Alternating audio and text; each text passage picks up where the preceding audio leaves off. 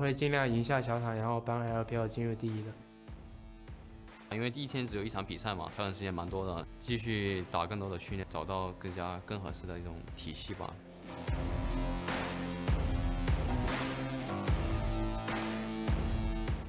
还是出现了很多失误，然后互动上面问题也很大，所以我们把这个问题改一下，想办法为了登局更好的表现。这波先把这匣掉，小心匣子这波可以直接表到2个人，右直左叶。希望通过我们的努力 ，LPL 赛区能以第1名出现。LMS 赛区现在分数落后，后面还是有机会可以打回来的。 항상 스포츠가 이길 수도 있고 당연히 패배도 있는 거니까 뭐 당연히 졌으니까 이겼으면 더 좋을 것 같긴 하네요. 네. LCK 목표는 당연히 일단 우승입니다. 接下来的比赛我们会努力打得更好。第一次参加洲际赛的话，比较关注春季赛排名跟我们一样的队伍。 이제 우승은 저는 개인적으로 이제 LCK니까 LCK가 우승했으면 좋겠어요. 对我们来说，战斗刚刚开始。 In the Far East, 3 champions wander across the rift. One's a spirit who had it all, separated from his roots to find new paths. One's a falcon that soars above the sky, seeking vengeance to rule the world again. Then there is the hunter, a fearless man, gods and monsters being his prey. The champions are ready. We shall bring on the heat. Warning, the following broadcast contains biased analysis, godlike rivalries, and the dissing of other regions. It is not suitable for audiences below gold ELO. You have been warned. Oh, hi, boys. I hope your Hot Pockets are ready because I'm back, baby. Rift Rivals has returned. Welcome back, everyone. Day 2 is upon us, and as you can tell, the arena here in Dalian is starting to fill up as we get ready for today's games. My name is Dom. Joining me here, we've got Barento Raz Mohammed and Indiana FLICKR in black. How we doing? I'm doing well. You can hear the crowd's doing well too. Just coming out of day 1, I'm just ready for more.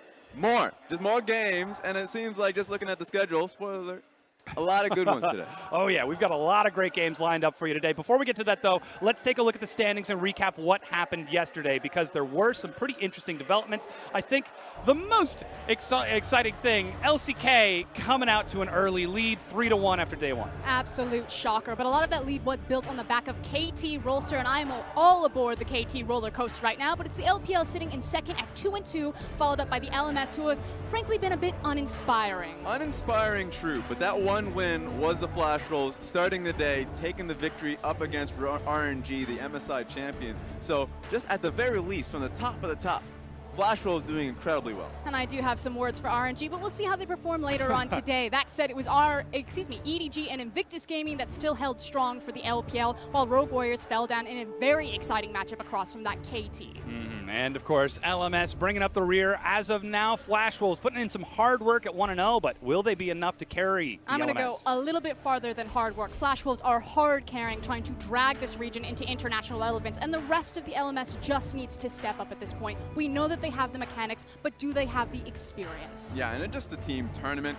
That's why when it comes towards the LCK as a whole, doing very well. SKT, we haven't mentioned them because talk about the KT roller coaster. SKT had a phenomenal performance, taking that one victory. The Galio composition worked handily for them. It absolutely did. Yeah, just setting it up like that. That said, though, we've still got some more exciting games coming at you today. Let's go ahead and bring up our schedule. And I want to know which ones you two are looking forward to, because there's just so much to dissect with these matches. I just got back from MSI, and I'm looking at the MSI rematches today. We've got KZ versus Flash Wolves 3-3 respectively, and then RNG versus KZ, a rematch of the MSI finals. You get it all today. Damn, you took 2 sets. I got 2. He gave you 1. All right, I'll take 1.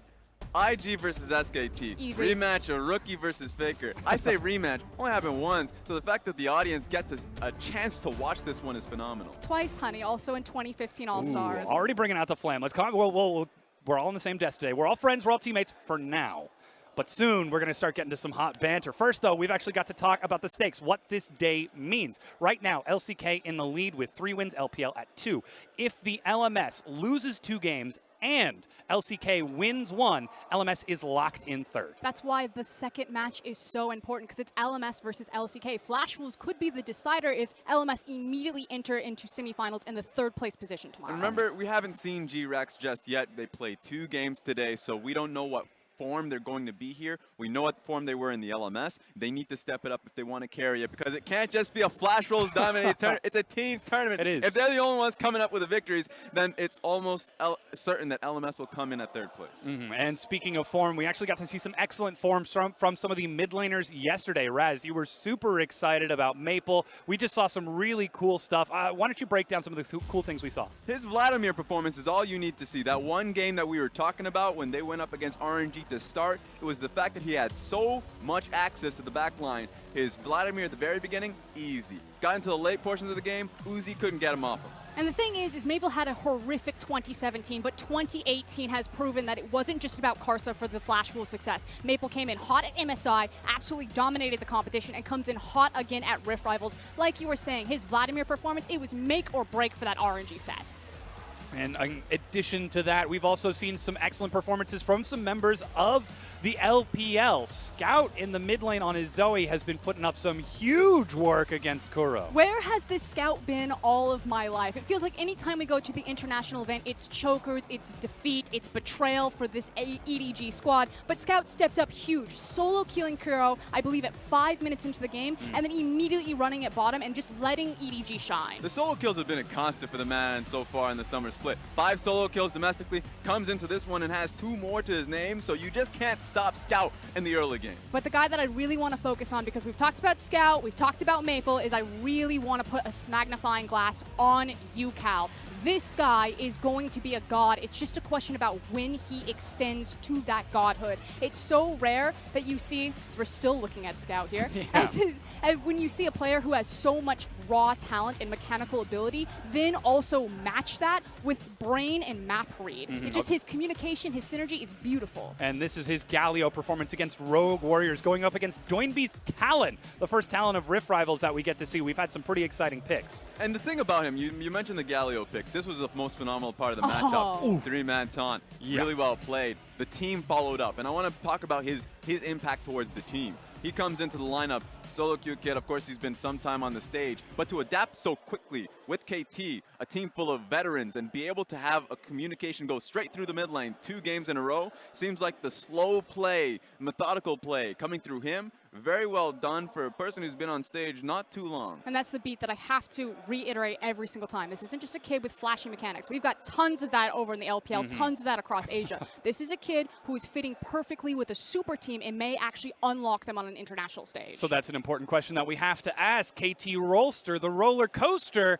could it be at a peak? Are we still going up or are we going down? I'm all aboard. Yeah, you know what? It's always every single time we want to do this, it's like, we always have our hearts broken, but at least with the 2 games that we've seen. Casters. Of course our hearts get broken. We know that too well. But we're used to that. The 2 games that we've seen already from KT is just slower play, disciplined play. I want to see more of that from KT in the next stage of the tournament, because if that's the case, it feels like LCK has got a real strong one in the pocket. For me, it's the diversity actually in the competitions. When you look at KT's draft specifically for the 2 teams, very different. Yes, they used a gold funneling strat and then kind of a side lane comp, but it's a read on their opponents. It's very clear that they prepped hard for this tournament and they executed on it brilliantly. We know that KT, again, have the mechanics. They're a super team. They can come in and dominate anyone in pound-for-pound talent, but now it's the brain behind the brawn, and that's why I'm excited about this KT roster. And speaking of another super team, Royal never give up. Yesterday, they dropped the first game of the tournament to Flash Wolves and are now tied 2-2 in that head-to-head. We talked about Flash Wolves trying to hard carry. Could they be doing it? Oh, look, Flash Wolves are looking real damn good, and they got KZ later on today. I don't like the idea of hard carrying because it is a team tournament. Yes. GRX has to come in. They really do, because if Flash Wolves come in, and I expect them to be playing just as well as we saw yesterday, but it's not enough. They need teamwork around the LMS. If you haven't been paying attention to the LMS though, Raz, how the hell are GRX actually going to carry? Yeah. This was a team that got swept in the finals when they actually faced Flash Wolves, and that's when they were good. If you actually look at what GRX are doing right now, they haven't won a single series, and they've only taken 2 maps. This is a very different LMS landscape than we saw in spring to summer. And the thing with the GRX specifically, things have changed, the meta's changed to make it so they can't rely on their spring split MVP of PK to split push. Ain't gonna happen. You can't rely on protecting a hyper carry, AD carry, and Stitch, because Stitch performed phenomenally last spring, but remember, you now got mages and bruisers down there, so now a magnifying glass gets put on their mid lane jungle synergy, which has been the weakest for them, and it needs to get better. They need to adapt. And while I'm sure we would love to have a conversation about the meta and all the crazy champions, the Aatroxes, the Sejuanis, the Talons, right now it looks like we're going to start to move into our next matchup, Edward Gaming versus GRX. And again, we saw Edward Gaming yesterday. Most fans are familiar with this team. They've been international so many times. You can see them on your screen right now. I do want to continue the conversation about their opponent GRX, because this might not be something that international fans are familiar with. It's about understanding where their win conditions are, and Raz already talked about it. You know, this was a team that liked to play a split push. They like to protect their hyper carry, but they still have their hard carry, MVP, PK into the top lane. And if we're talking about this idea of meta, of win conditions for GRX, we saw the brand new Aatrox yesterday. You know, the Shy was flexing on that champion. I think that's something that certainly fits in PK's wheelhouse that he can go ahead and maybe grab or force EDG to ban it, which may unlock them elsewhere on the map. EDG would have to ban it at this point. Or, if they're on blue side, make it so Ray could pick it up and play towards him. That has to be a primary strength for them. And see, and that's the other point that I wanted to capitalize on then, is that Edward Gaming are not the type of team to grab that sort of pick for Ray. I have no doubt that he can play it. We know this guy, he's the Jarvan top guy, but Edward Gaming have been like, no, you fit into this mold for us. And this is the roster we're seeing out of EDG. Ray, Haro in the jungle, Scout in the mid lane, iBoy, AD, and Mako in the bottom lane, with Clear Love, their sub, and Coach Nofe. And then on the other side, it's GRX. It's going to be PK, Bebe, Wuji, Stitch, and Koala.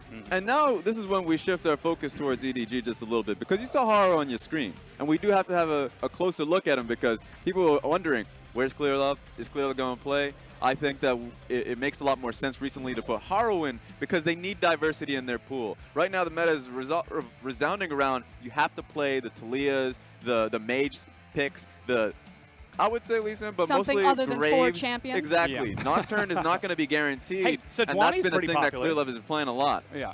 Sejuani's pretty popular right now. I'm just saying.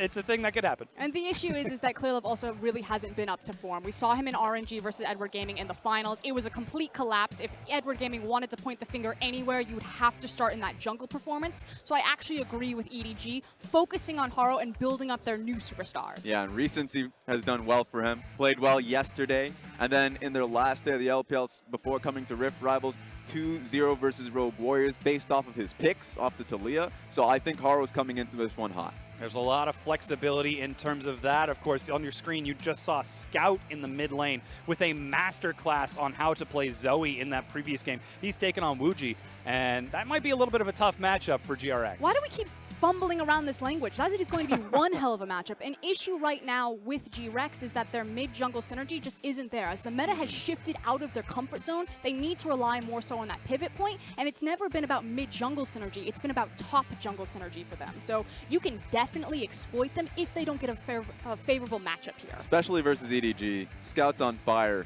He's going to be able to, if he doesn't get the Zoe pick, I think people are focusing on that way too much. And his Swain is incredible as well. There's so much that he can go towards. And so if you are GRX, 2v2 is massively important. And if you can free up the bottom lane, then the wards have to go towards mid, because he's going to be able to take his lead, take his advantage, and run away towards the bottom lane. Frankly, if you want to stick with the 1-4 style that they are so well known for, of course, Coach Toys behind them, one of the guys who, cemented that style on the international stage, I think you take a defensive 4-man unit and you just pile everything that you've got into that top lane. So I already know we've got the 2 LPL casters and the LPL host on the desk. I know which of the teams you're going to vote for. I want to know why. Specifically, what's the upset going to be if GRX are going to win, and what's EDG going to do if we're expecting them to take this? I mean, ultimately, it's team cohesion. Right now, GRX is not doing very well in their own split, and it comes off the fact that they need to play towards top lane. So how is GRX going to win? Has to be through PK. Bebe and PK top lane, that's going to be their style. That's what's comfortable to them. They have to force it. Aatrox has to be a pickup. If it's not Aatrox, I want to be able to see something different like a Kennen. Ultimately, that's what I want to see. Play to what made them successful in the spring split. Ultimately, EDG, I think, is going to win. And again, I think that Edward Gaming are going to win. I think that this match could be determined, though, after the champion select, if you see what the clear-cut plan is, because Edward Gaming do have a tendency that they just fumble drafts sometimes. It happens all the time in the LPL. It happens all the time for Edward Gaming. So I hope that we see the same performance that we saw from them yesterday, but don't count on that. That's like a once-in-a-lifetime EDG glimpse. It could very well be an opportunity for GRX. That said, it's time for our casters to get us into Game 1 of Rift Rivals Day 2. GRX 的话，就是我们春季赛的时候，其实和他们打过训练赛，所以说就感觉就是他们的打野是比较喜欢进攻的嘛，然后他们也是一个喜欢打中野的队伍，所以说我觉得如果我们遇到他们的话，中野不出什么就是能赢的话，我觉得肯定就会很简单。Thank you, Dom, and it's been a rocky roller coaster of ruthless rivalries all around the world as Rift Rivals kickstarted this week, and it's only day 2 of the LCK, LMS, and LPL Rift Rivals. I'm Matthew Stewart, joining me is Clement. We're getting into the first match of today. It's going to be EDG taking on GRX. Oh, and I can't believe it. I talked to GRX coach before the match. He was not subtle about it at all. The way they're going to defeat EDG is through that top lane in PK. He was the MVP in spring. They want him to get that last pick to counter EDG. But so far, already 2 bans being thrown towards the top lane. Come over to go into champion select for game number 1. Jax as well as Aatrox being banned out right away by EDG. Sejuani follows through, targeting Bebe. We just heard from Clearlove. Definitely. Their jungler for the side of GRX, a team that they've scrimmed against during the spring split. Now these teams teams very aggressive in are the jungle. very, very close. Bebe used to play on EDE and was a part of RNG as well before ending up on the GRX roster, so they know what each other likes to do. EDG, of course, taking away the strong top side from GRX, and GRX focusing down the mid laners from Scout. They don't want to give him something that he can perform on in a blind pick. No, they don't. So they want to make sure that those champions are taken away. For the side of GRX, they take away Nocturne, Zoe, as well as Talia, targeting Scout, as you mentioned. Immediately, Gragas picked up by EDG. This should be Mako's champion, but already at Rift Rivals here, we've seen it played in the top lane as well. I also think it could be a jungler as well. This blue side has always been about concealing your picks. This is what the LCK does better than any other region, so they're throwing it out there. We've seen it on Mako only, but I would not be surprised to see it for some early jungle ganking power on Haro. No, I would not be surprised either. We'll have to see if EDG throws it into the jungle, but it should be Mako's support. That's what we've seen already in the LPL for the side of GRX. Picking up Swain as well as Morgana. Their first 2 picks. EDG are not going to have Mako playing that champion, Clement. You are right. Could be in the jungle, could be heading to the top lane because Soraka is their second pick. Soraka, of course, a very strong counter pick into the Morgana, able to push that lane and go through her Black Shield as well. The interesting thing about this draft so far is the Swain. Swain has been the most pick ban champion in the Rift Rival tournament so far. We see 100% of him on the Rift, and he could go into top, mid, and also the ADC position, which is what GRX has done in the previous So games. we could see Stitch pick up Swain in the bottom lane. That's something that EDG have not been doing throughout the LPL. iBoy's been put on AD carries. Haven't seen an AD carry picked up by EDG just yet. Instead, they lock in Irelia. That should be Scout's mid lane pick of choice. GRX with their final pick before going into the second ban phase. Camille should be their jungler. I definitely like the Camille idea right here. You don't want to let EDG get the combination of Aurelia and Camille. Those two will run down the mid lane and will also ruin any chance of you clearing your own jungle. So taking away that combination definitely shows a degree of understanding of what EDG has been doing. It seems to be that EDG might not even wanted to in the first place if Haro does go for the Gragas in the jungle. But we'll have to see how those champions rotate around later on, because we're still yet to determine where they can be placed with the current meta, with Summer Split starting. Champions are all over the map. GRX immediately are going to ban out a couple of iBoys champions. First, starting with Ash, we could probably see a Lucian ban coming through as well.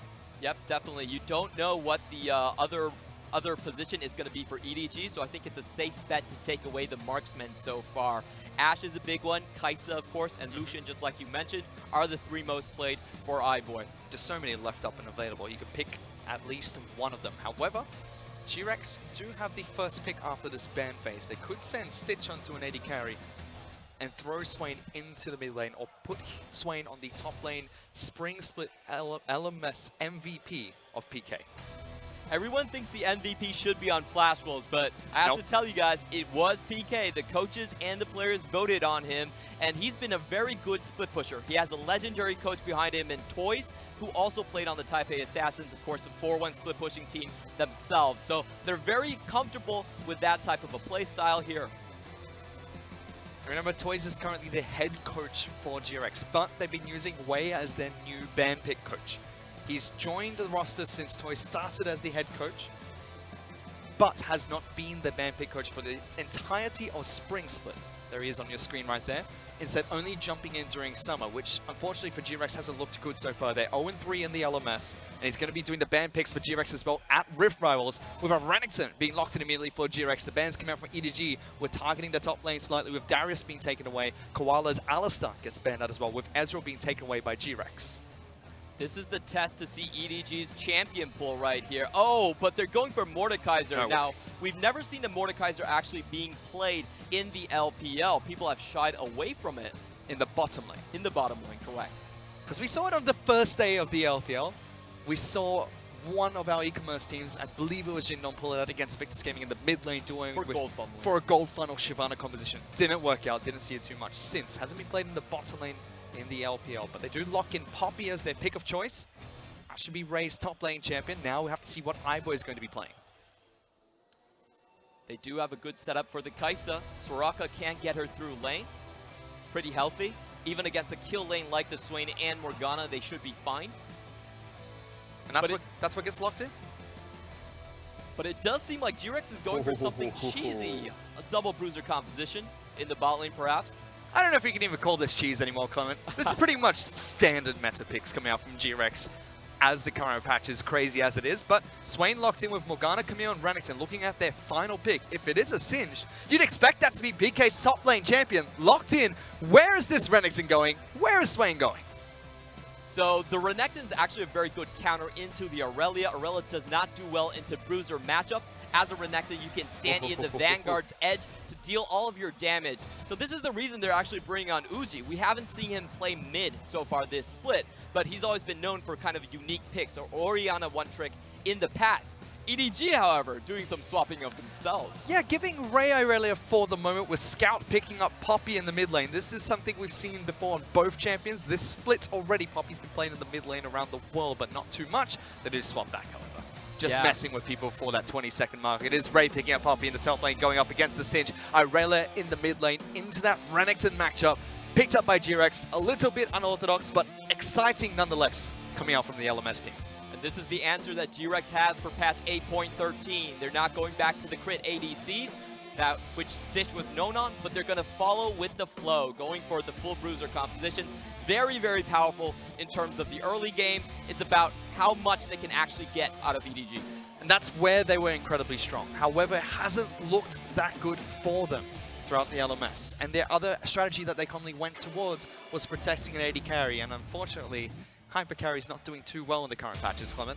Nope, not at all. We talk about Stitch and we think about Tristana, Caitlyn, and Jinx. So far, he hasn't had a chance to play any of these champions in the new summer split. So taking a lot of power away from GRX, not having that comfort picks for them, it really has hammered them down in terms of the standings. 0-3 at the moment, but they were the second seed coming in for the LMS, doing incredibly well during Spring Split. We've already hashed on the fact that PK was the MVP of the LMS. Not on the #1 team of Flash Wolves, not on the #1 seed, but on the #2 seed, being run by the head coach of Toys, now their band pick coach Wei, also helping them out. They're looking to try and take it to EDG. They haven't played yet at Rift Rivals, so they have the element of surprise as well.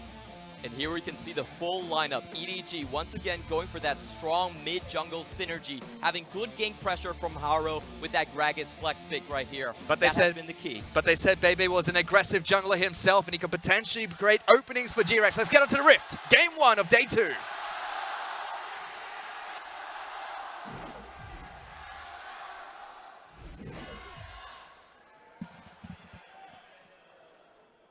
Tons and tons of EDG fans here at the arena, the hometown in China. But a couple of LMS people have flown over to support GRX and the rest of the LMS squad as they take part in the Rift Rivals tournament. Get rid of that bloody Teemo.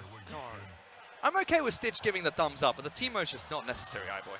These teams are just having fun at this point. You know, you always do that with scrim partners, getting the crowd hyped as well. Look at that, Stitch got his groove on as well, giving it a bit of dance. It's so fun to see this GRX roster because it's an amalgamation of everything that has come from the LMS. You know, the MSE squad, 2 Korean players on the team as well with Candy. Of course, a bit of TPA. Ooh, Ray. Good damage onto PK to start the match. He'll just head back to red buff and get a nice leash for Bebe in the jungle. Both junglers starting on the red side of the map. Doesn't get too much for it. Will spots out PK walking to lane. Ray, you're not meant to proxy farm at a minute 40 into the match. But I wanted to ask you, Comment, because we haven't seen GRX yet. Nope. They played 2 matches today, but we've already seen EDG play against a FLICKR Freaks. Oh, hello! Can you 2 stop for a second? PK doesn't care right now. He's popped both of his refillable pots. He's going to try and push out this way, but it takes a lot of damage from Ray in the top lane. Tell me about this GRX squad, because we haven't seen them play yet.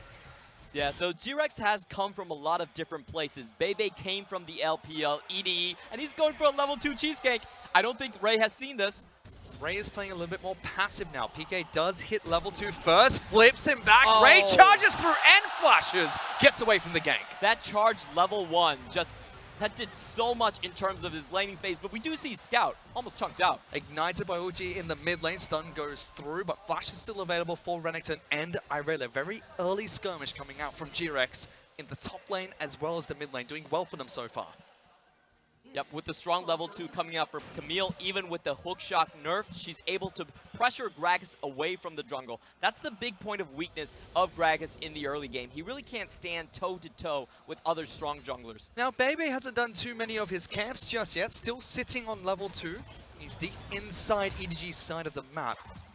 Trying to take away a blue buff at the moment. Uchi as well, Scout's still trading in the mid lane, but he looked for a top lane gank, then immediately looked for a mid lane dive. Didn't get either of them successfully. Still burnt the summoner smell from the top lane. Yep, but of course that was a trade in the top lane so far. It doesn't look like PK's going to be able to get much out of this lane. Sure, he might become a split pusher later down in the lane, but Ray knows the playbook. These teams have played each other on the regular, so they know what they're going for in this top side, and really smart level 1 leveling of that dash on the Poppy. Yep.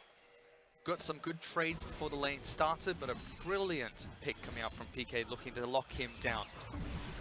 Meanwhile, on the bottom lane, first time we actually look at this matchup, Stitch forced to flash away. Takes the trade that goes in favor of EDG, running Cleanse, Barrier in the bottom lane here, Clement. Soraka not picking up heal, it's Barrier.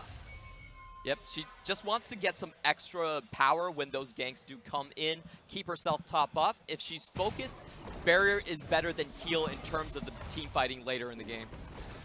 Double Ignite being run by GRX as well, although they couldn't see those summoner spells during Champion Select.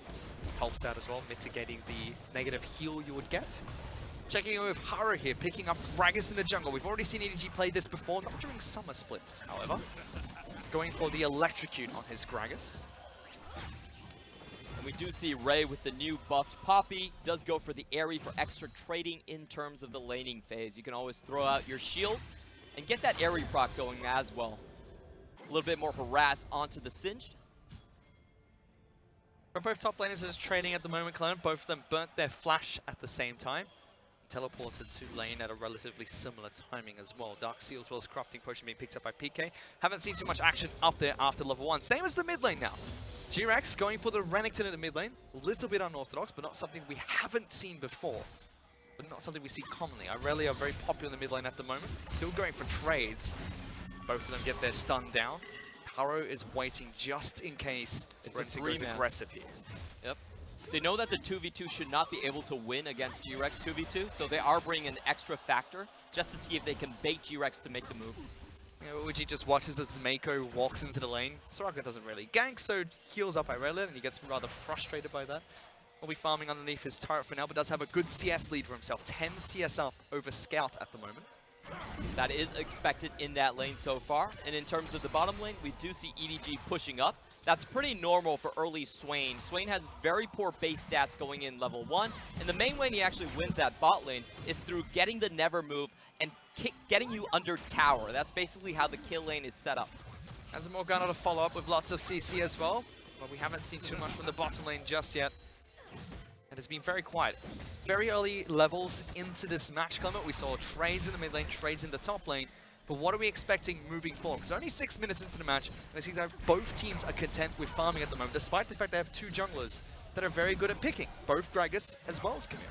GRX in general, they want to group up. They want to use their engage from the Singed and also from the Camille to try to snowball a big 5v5.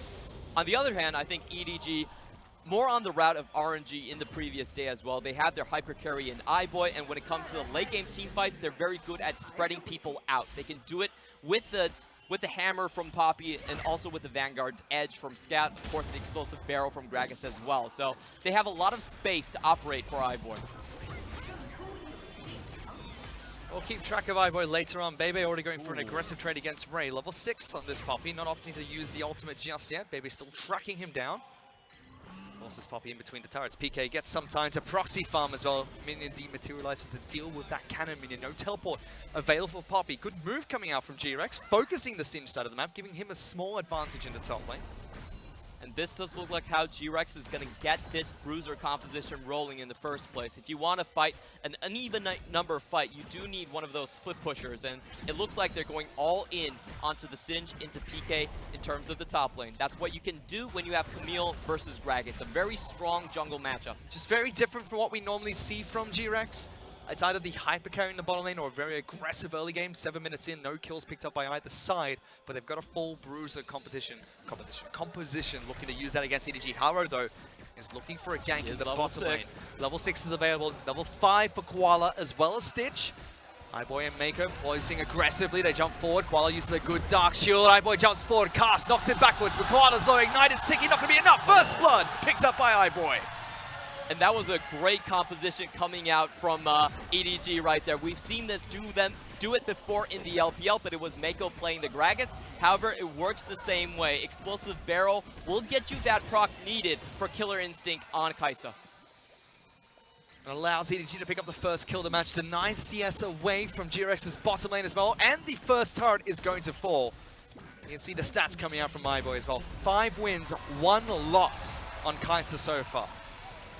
This is the first split that iBoy has actually picked up the Kai'Sa. Usually did go for the Caitlyn and Kalista in spring, but this time around, they've realized that winning lane is not as important. You can win lane through kill threat rather than just the pushing power. Which is what we saw there. Haro makes a trip down into the bottom lane, gets a pick. Bebe was not close to the bottom side of the map yet. PK recalling at the same time, so GRX were not able to respond to that. I really like EDG's philosophy so far in 8.12, 8.13. They're saying level 1 to 5 is not as important. It's all about the level 6 kill threat for them. They always play a jungler that has a lot of that potential. The Nocturne, the Sejuani, and now even the Gragas just followed up. Plenty of bruises for themselves, still sticking to the hyper carry that iBoy provides later in the match. Provides that extra bit of ability power damage as well. We can take a look at the dive bottom lane again. Koala almost escaped, but persistent coming out from EDG's bot lane. And the timing here is just so good. 2 level 5s on GRX's side, and of course, finally the explosive barrow, giving an extra tick onto Morgana so that iBoy could finish him off with the plasma. They burned the Dark Shield first as well, so the crowd control doesn't get interrupted when Haro throws out the ultimate, which was nice to see. Has given EDG a slight advantage to kickstart this match, 2,000 gold ahead. Nicely to have just 10 minutes into the game. Definitely. Looking at almost 2K at this point, actually over 2K. And unfortunately, Uji has been able to get nothing going so far. Renekton, a very early game champion. Scouter actually looks for the one-on-one. Uji's just going to slice and dice away back to the turret. Escapes the gank, actually burns Scout's ultimate. Yep. Uji, smart play there, knew that the bottom lane was coming in. Baby's able to interrupt Haro. Haro now in trouble. Will be Baby that falls first. However, great heal coming out from Mako. Keeps Haro alive. Yep, and EDG there. They keep the other members from GRX away from the fight, so they have the healing from Mako coming on, keeping Haro topped off, able to pick up another kill. But they don't get anything from it just yet. They were posturing aggressively inside the blue side of GRX's jungle. iBoy is now rotated into the mid lane. They've swapped out. Scouts moved down to the bottom side of the map, currently split pushing, hoping Renekton will move down there. PK as well as Ray still on the top side of the map. A CS lead available for Singed. Poppy's just farming against him for the moment. And I think that play really demonstrated what GRX has been having troubles so far in this split. That Bebe doesn't seem to really be on point with the rest of the team. He went in by himself, but Uji had to pop the ultimate, the dominus, but still wasn't able to find an entry point into the fight. So a little bit of a discord going on GRX side, handing over the kill to EDG. Just felt like EDG were already set up for that fight itself. GRX caught a little bit off guard, and both times the two picks EDG have found for themselves have given them slight advantages in this match. 3,000 gold ahead. They're going to be able to take a Rift Tail for themselves, but Bebe's waiting to see if he can go for a steal, decides not to. It's an easy pickup for EDG. Yep, and a lot of this could have snowballed from the ban pick. This is the interesting thing about 8.13 with so many flex picks going around. A lot of the times, teams do misread the draft. So we saw GRX pick up the Morgana, probably thinking it was going to be a Gragas support for Mako, but instead, coming in with the Soraka and absolutely smashing this GRX bot lane. So, you know, these are the questions I really want to ask in the interviews. We've asked about K, a Breeze about that yesterday. They didn't expect UCal was going to go for the funneling comp. So a lot of things like this are happening on 8.13, where if you don't read the draft correctly, your game plan can go awry really fast. It certainly has. GRX haven't had that much of an early game just yet, but they're not out of the match yet either, Clement. They're still only slightly behind EDG. What do they have to do to find that big 5-on-5 you were talking about earlier, or is that no longer a possibility for them? I still think they have to go for it. That's pretty much their only win condition if you're running a full bruiser. But it's going to come down to the Dragon setup so far. And if you look at Scout, he's pretty much uncontested in terms of the bot lane. As long as he can keep that wave shoved up, I don't think GRX can actually find that big 5v5 Dragon fight to kickstart their comp. The first dragon, or first elemental dragon of the game, is a mountain dragon. Neither team has postured towards it just yet. He did say that Scout is pushing in aggressively against Uji in the bottom lane. Is behind by about 20 CS at the moment, but it's a sizable CS lead for the bottom lane players. iBoy, 123. So Stitcher's 82. 40 CS advantage to the EDG squad. Also finished his Guinso's Rage Blade, so they are sitting on a massive power spike. They're going to go ahead and just take the Draken. Yeah, Stitch still yet to pick up his Rod of Ages. That's not going to be stacking for some time, means that his power spike's going to be later into the match as well.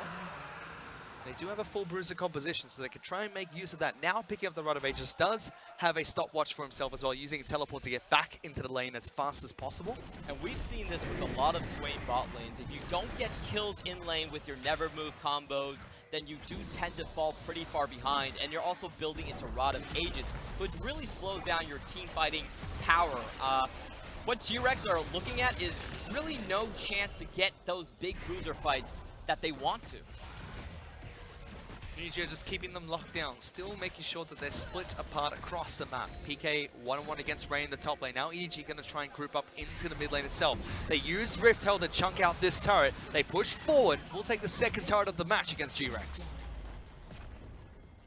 Not a lot of answers from GRX. I do think that Uji on Renekton could actually split push against Scout, but it's going to be very difficult because they would have to nail down Soraka as well, unless she puts the wish on everyone and just changes that matchup. So, you know, this Soraka pick is working on so many levels for EDG. It won the bot lane. It's going to dissuade the split pushing from GRX as well. So how did GRX deal with it? If that's going to stop not only the split pushing, but has also helped them win the bottom lane, how did they stop that moving forward in the match? How did they take care of Mako Soraka? I think the easiest way you can do is actually just all in onto the mid lane. Soraka's a very fragile champion. Kai'Sa's going to have a bit of trouble getting away from that as well. But they're setting up a pick for the bot lane instead right now. Yeah, it's not Mako, that's the all-in target for GRX at the moment. Koala blast cones over the wall, gets down into the bottom lane, but GRX do not make any aggressive moves towards Scout underneath the turret. In fact, Bebe heads back to base.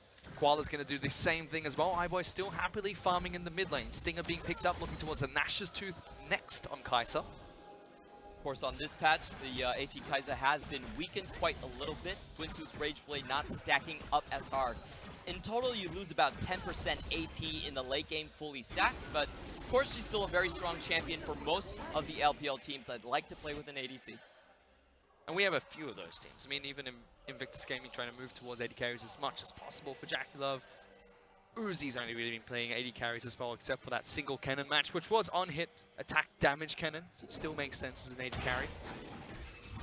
But it's good to see that GRX are improvising here, because they're going towards the Swain pick, moving away from the hyper carries that they're known for in the spring split. They just haven't had a great start, which is not great for the LMS region, especially when they're coming in as the second seed to the tournament. It pretty much means that the LMS has actually lost their second best team. These guys, GRX, were 12-2 in the spring split. People expected them to represent at Worlds, but coming into Summer Split with such a drastic change into the meta, it seems like they've completely lost their way. They have been trying a lot of bruiser bot lanes, but it just really hasn't worked out for them so far, and they've also not experimented with gold funneling at all. They're a very stock standard team, very easy to read, and I think that really hurt them in a meta with so many variables in terms of champion pools. I mean, it hurts teams all around the world whenever the meta changes. If you're not able to adapt fast enough, it could hurt your performance in your local leagues, and now we're seeing that happening at Rift Rivals as well. They have been trying to adapt, hasn't looked good for them so far, but again, we've said this quite a few times now, they're not out of the match yet. They still have opportunities to strike against EDG. EDG are known as this well-oiled machine. If they can set up to take down objectives, set up to force a team fight or to force a pick, that's where they're strongest. GRX, if they can catch them by surprise though, could disrupt the machine. Yeah, Mako with the Spidey senses right there, catching out GRX with the potential pick onto the Soraka. This is something that they do want to focus on, but Mako with the Spidey senses, he always knows what the next move is, and EDG, much like GRX, are known as the cerebral teams of their regions. They're very good at their shot calling, they can always sniff things out. Looking for a fight against Uji, but Scout doesn't get the stun onto Renekton. The toy soldier will walk away from that mid lane. Ray and PK still going at it in the bottom lane. Nothing's going to happen between these two tanks for the moment. They're just going to be as annoying as possible. Trinity Force has been picked up by Scout. So nice item power spikes for EDG, and they're looking to move towards a dive in the top lane. Poor Scout doesn't get in on the ride. The blast cone only takes Haro over the wall.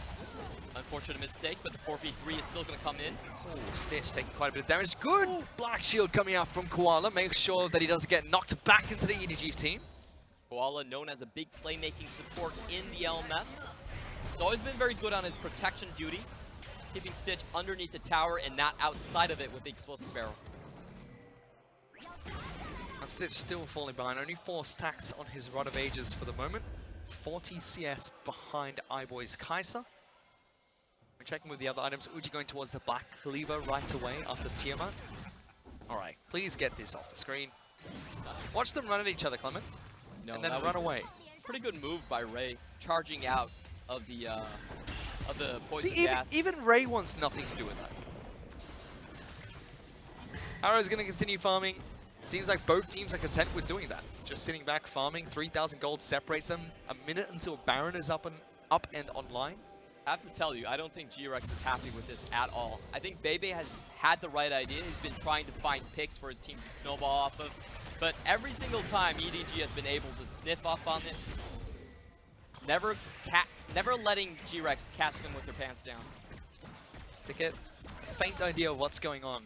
Just takes that one opportunity for GRX. So if they can catch EDG out of position, potentially swing the game closer to even or back in their favor.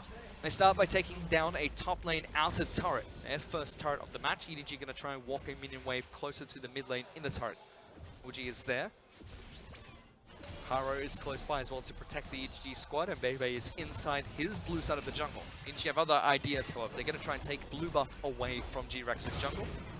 This move from EDG is very calculated. They basically ditch their top lane tower, make a long lane in the top, and try to get some more Oh, room. but they've caught out Mako. Wow. That's the Soraka support. Used the wish, flashed away, but the tether comes through. Bebe jumps in with the low sweep, gets out of PK, locking down Haro, throws in Bebe as well. They found the Clement. GRX surprise EDG and get 2 picks. Yeah, and Bebe coming out of the brush with the control ward, something that EDG did not expect.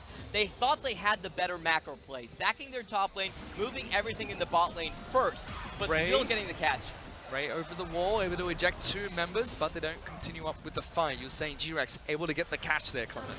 Yeah, that was a really smart move from Bebe. We saw him standing on a control ward on the left side of the dragon bush there and catching out Soraka as the first person to take down. That's usually quite important in team fights because if you don't take her down, it means that iBoy has a lot more room to execute. And it's exactly what you said earlier. Look to go for an all-in against Mako Soraka in the mid lane. It took them a few tries to set it up, but they found it. Yeah, look at that pathing from Koala, excuse me. They did come from the mid lane, which was not warded on EDG's side. EDG thought they had more members here first, but that was not the case. Even PK identifying he can lock down Haro. Still rather squishy on this Gragas pick. As it's Zeke's Harbinger now to try and buff up iBoy, it seems. You can see EDG right now, they're pinging out the position where Koala found his pick. Coming through the unwarded mid lane to surprise him around the Cloud Drake. That was just a teeny mistake, a teeny part of the map, which was not warded for EDG, but GRX able to find that opening. They were persistent. They tried to set up for these picks. They tried top side, they tried it in the bottom lane, and didn't fall too far behind when it didn't go their way. I mean, they lost a pick inside of their blue side of the jungle when they went to attempt for it, and EDG had a good move to pick another one up and get a few turrets and Rift Herald, but they finally find the pick they were looking for. They pick up a turret off the back of it. They're now only 1,500 gold behind, and are definitely within shot range of trying to go for that big 5-on-5 teamfight or trying to set up for it. If they can catch out Mako, who has no flash available now, that could be a fight going GRX's way. Yep, GRX definitely wants to get the drop onto EDG. In a straight-up 5v5, I think they have a far worse composition. It's going to be very difficult for their pieces to walk through the Equinox from the Soraka and also the Vanguard's Edge as well.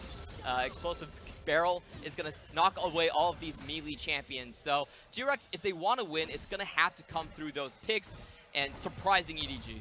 Well, Koala is the playmaking support. He was the member that found the pick onto Mako in the last fight. We've already seen how quick he is with the black shields as well to protect the rest of GRX from the crowd control that EDG are throwing their way. It was really a bit unfortunate. I actually really liked what EDG's play was. It was going to sack the top lane, make sure that GRX's bottom lane actually moved to the Dragon Pit a bit later, and they had full control of the blue side, they had control of the mid lane, but they missed the flat-out mid part of the they missed the open part of the map right there, and Koala was just able to waltz through. I mean, it's not a very tanky lineup from EDG either. Yes, they've got a Poppy, but the support to Soraka, they've got a Bruiser in the mid lane, and Haro's gone for Runic Echoes, followed by Zeke's Harbinger. So not very tanky at the moment on his Gragas pick. We saw GRX capitalize on that, but it's going to be EDG to look for a fight. Koala able to get the black shield onto himself. Throws out the ultimate, trying to separate Uji from the rest of his squad. Renix is in the middle of this fight, taking too much damage. Haro gets that first kill, and GRX will try and disengage. Or will they? Because iBoy's going to jump into the backlines all by himself. 1-on-2 against Mei. Gets the kill, forces PK out as well. Still keeping close attention to his plasma stacks right there, able to find the follow-up pickup. GRX, I think they went in very haphazardly, and there might be more going down. Black Shield does evade that. 2 picks going EDG's way. They forced the fight. Stopwatch used to disengage as soon as Koala, once again, quick with the Black Shield to protect himself. The rest of the team not on the same page with disengaging. Now trying to fight 3-on-5 against EDG on Baron. No smite available for GRX. Which comes out from Mako, trying to keep the team alive. Haro very low, but he smites Baron. Picks it up. Swain jumps in the back lines, but falls to iBoy. Koala being locked down by Scout. Ray jumps forward. 1 kill to Irelia. Another stunner to PK. And all that PK can do now is run away. EDG, 2 more picks, and they get the Baron buff. So 4 kills in total. Absolute disaster for GRX right there. Uji actually tried to go back in onto that fight, but PK was nowhere to be found. He was really far away on split push duty, and we're seeing kind of the difficulty of running a 4-1 composition. All of your members have to be on the same page. Your 4-man needs to know that they cannot take this fight. PK is going to be nowhere near it. And of course, we can see Koala, the Dark Binding did follow, but the ultimate only hit 1 person. Uji should not have been trying to go in at that point. Does tag it with the W, Killer Instinct straight into a 1v2. You see right there as well, immediately, you just think, well, we got the pick, let's go away. iBoy says, no, I'm going for more. Dashes in for the 1-on-2. That was followed up with EDG taking Baron buff away from GRX. GRX tried to fight 3-on-5. But EDG punished them for it. Now 5,000 gold ahead with 2.5 minutes of Baron buff to work with. Yep, and they've also got the Mnemonic Ascension away from Stitch, so GRX should not be looking for anything. We can see Kaisa there with the Magi Soul Stealer already. iBoy playing very cockily here. Wait, he doesn't getting have extra AP. What? He doesn't have any stacks. That's Doesn't a bit. matter. He's feeling it. That's he a feel bit. like Nah, that's a bit BM coming out from my boy there. Bebe's looking for a deep flank though, spotted by a control ward. No stacks yet. He's feeling himself. Yes, if he can pick up some stacks, it'd be great. But the game would be over after 1 or 2 more team fights for EDG. GRX need to try and stabilize the match. Poppy throws out the hammers, able to eject Swain away from the fight. Bebe's still waiting for a flank, but EDG break the base. Moving towards the inhibitor as well. They take that down. this is just great timing play from EDG. When they did that entire push, there was no ultimate on Stitch's side. No chance for GRX to actually find a pickoff and an engage right there. But they've been looking. Bebe's been looking for the flanks. Looking to see if he can try and punish EDG somehow. If he can lock down Soraka again, take away the healing support. Force a fight that way could be beneficial for them, but they are down behind 8,000 gold. Yeah, and the flank from PK, I don't think it's going to work anytime soon. It's a very slow type of CC coming out from him, and I think EDG could actually just rush forward if PK did try to flank. So we see PK now going in from the front. PK getting 4 members of EDG slowed down by the poison, but Irelia throws out the ultimate, trying to lock down Stitch as well. Demonic Ascension has been used. Immediately EDG will disengage. Flash burned by Singe. Stitch and PK below half health. So is Koala. And EDG still very healthy to start this fight. That 2-second disarm coming out from Vanguard's edge is just the kryptonite of GRX composition. None of them can really follow up after that goes down. Fair. And that's why I think iBoy is going for the Magi Soul Stealer. He knows he has too much protection. Oh, but he's in a lot of trouble. Locked down. They kill Bebe straight away. The rest of GRX in trouble. Stopwatch comes out from Uji, but it just delays the inevitable. That's a double kill. Picked up by Scout. 2 members left. Dives into the backlines looking for a stun. Not going to get it, but they get a kill. Even iBoy joining on in. Mako stealing it away from the team. EDG took it slow and steady. Ultimately, that's what won the race for them. They're going to be able to take down GRX in game number 1 of day 2 of Rift Rivals. And that was only a 28 minutes game. Fairly fast for EDG on the clock right there. It never looked like GRX actually found their own footing inside of the game. I think it does come back to the ban pick. Them not expecting where that Gragas was going to go. Haro has not played the Gragas this season so far. It has been Mako picking up that champion with the Kaisa into the bot lane. So them picking up the Morgana, showing their hand early, probably did cost them a lot. Spanner in the works of champion select for EDG as they finish the group stages of Rift Rivals 2-0, picking up all the points for the LPL squad. GRX, that was their first match here at Rift Rivals. They still have 1 more to play later on in the day against the FLICKR Freaks. EDG showing a lot of respects for their opponent, banning out everything that PK is known for. Take the it away. Aatrox, the Jax, we're not going to let you touch those champions. You want to go up against Ray? I actually think Ray outplayed PK in terms of the top lane. I mean, he had a decent laning phase, worked well with Bebe to try for that early pick, and he found Haro after Koala caught out Mako on the Soraka. GRX had that opportunity to try and strike back. They were looking for the picks, especially if they could find it onto Mako's Soraka, which they did, could pull them back into the match. But 1 pick wasn't enough. They couldn't find the second, and EDG found the team fight that just went horribly wrong for GRX. And better shot calling coming out from the LPL squad right here. The fight in the mid lane really decided it all. GRX caught unaware. They didn't know if they wanted to go in or go backwards, and EDG just capitalizing on it so hard. 4 kills and the Baron play after that.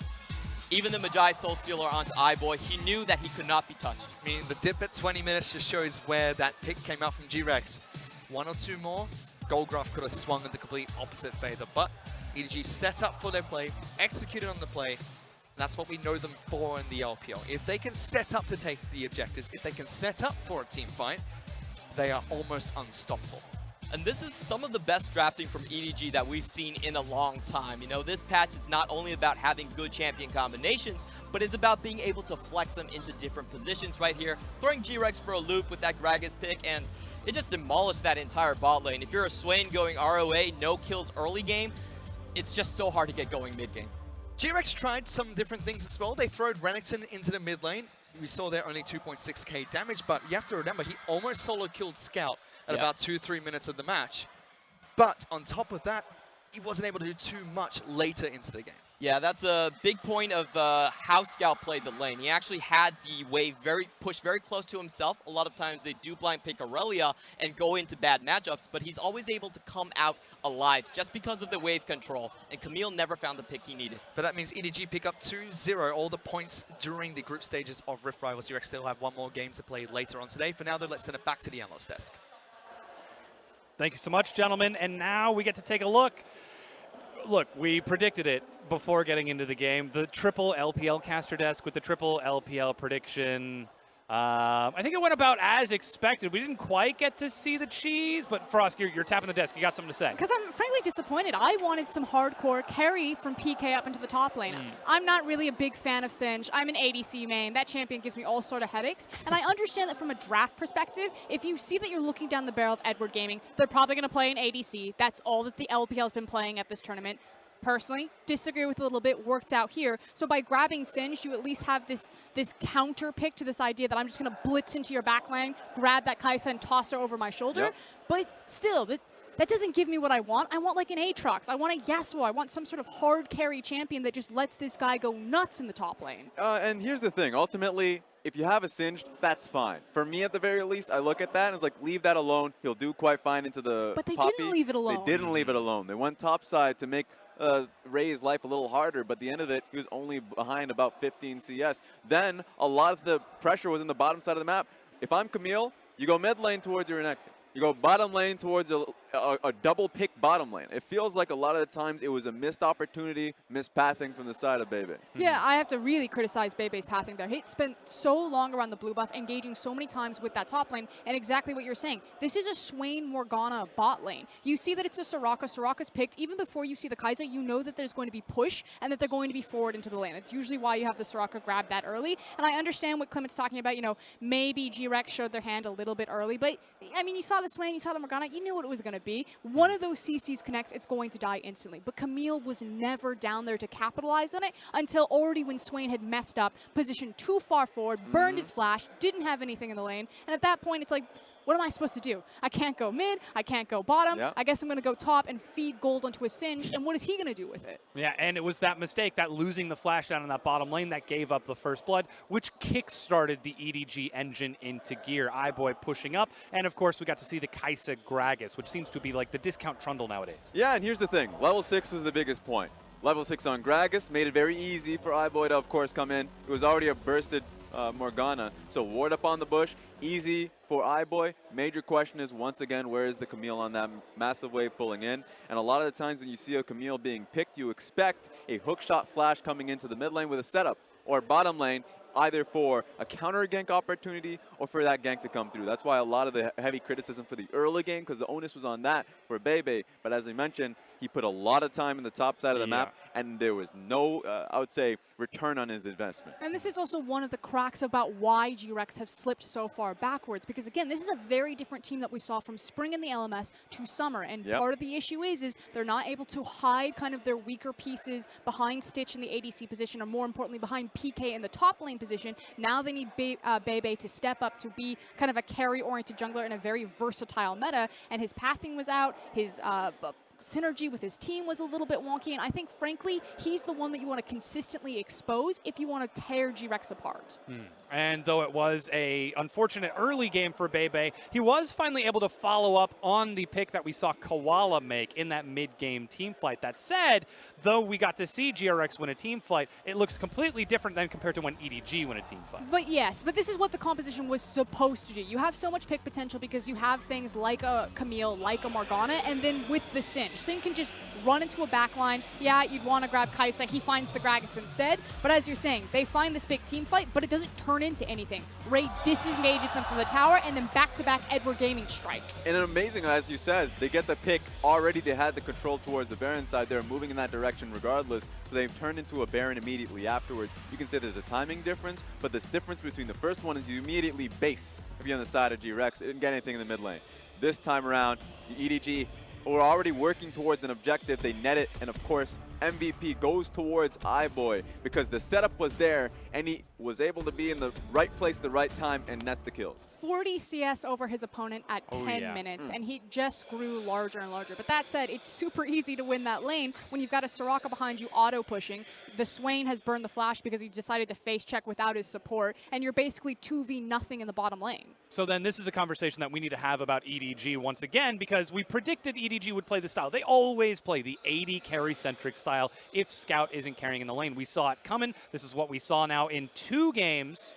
But it's how they set it up that was different. So this is actually a complaint that I have about the LPL teams. I don't think that the LPL has the best read on the meta right now. I prefer this bruiser, flexible... Hard if your patches behind. I know, right? This flexible, versatile style. Because with the AD carry priorities in the draft phase, you give your hand away early. But what Edward Gaming did to compensate for that is with the Gragas flex pick. Yes, they still went for the ADC because they showed the Soraka, but it was 2 ADC bans. They picked Ashe Ezreal. I don't know why they didn't think it was going to be the Kai'Sa. The LPL is all about the Kai'Sa, and she got a free lane phase, but it was done a little bit differently rather than prioritizing the ADC further on or earlier on in the draft phase. And that's the thing, if you're going up against an EDG or RNG later on in the tournament, remember, it's mastery of the style versus being a jack of all trades. They decide that we're going to stick to the style when perfecting it. EDG plays towards bottom lane for years now, and teams have tried to just for a long time, and the way you'd be able to take it away is by challenging them in the bot side of the map, challenging them in the river so you can actually gain control of the river,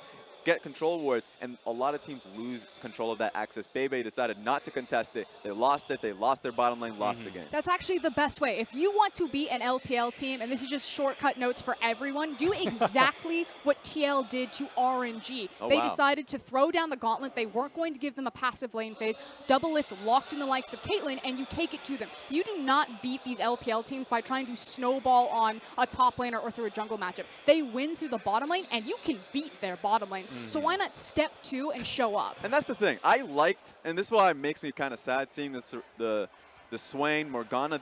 Those are good picks into those if the LPL Camille's matchups. down there. Yes, so a lot of big opportunities. You have to make it worthwhile. You know that iBoy is going to be a major focus. You know that Uzi is going to be a major focus later on today. You have to be able to lock these picks in and play towards it, please. And while we just celebrated EDG's success here on the desk, we're also giving away all of the LPL secrets as to how to beat the LPL teams. Hopefully the rest of the teams are keeping track and taking notice of all of that that's going on. That said, we're going to go ahead and take a quick break while we get ready for Game 2. Don't go anywhere.